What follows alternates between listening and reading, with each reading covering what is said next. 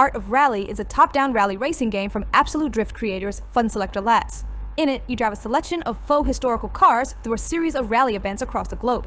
The game is set in an alternate reality where the sport never had to worry about regulation and was free to evolve to the point of supercar-class rally vehicles.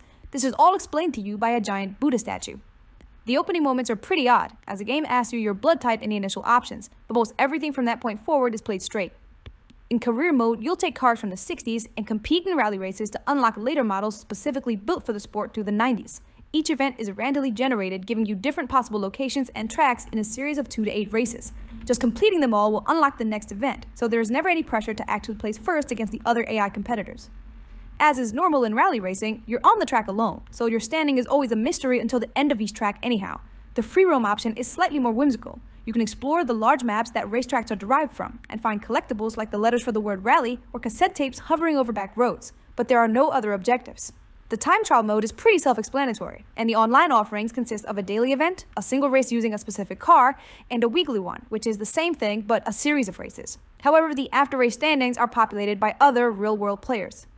The racing itself is simulation-style driving. Hitting a corner too fast or using the handbrake at the wrong time will send you careening off the track. Various assists and their intensity can be adjusted at any time, even in the middle of a race, but no one setting seems to fit all vehicles. I was quickly able to get the hang of power sliding in some of the slower 4-speed cars after turning all steering assists off, but some of the later 200 horsepower monsters felt completely unwieldy, no matter what settings I tried.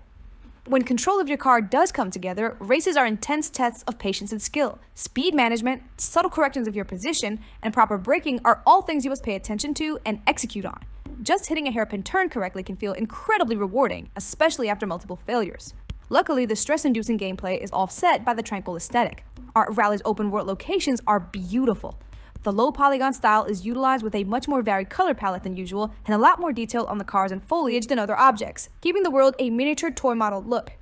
The various weather effects and times of day also help to bathe some of the gorgeous landscapes in golden hour light or gloomy fog. The electronica soundtrack is good, but mostly fades into the background, unlike the obnoxiously loud engine and braking sounds, which thank goodness I was able to individually lower.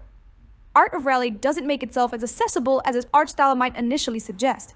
Its silly opening moments and free roam mode full of floating doodads hide a hardcore rally racing sim beneath.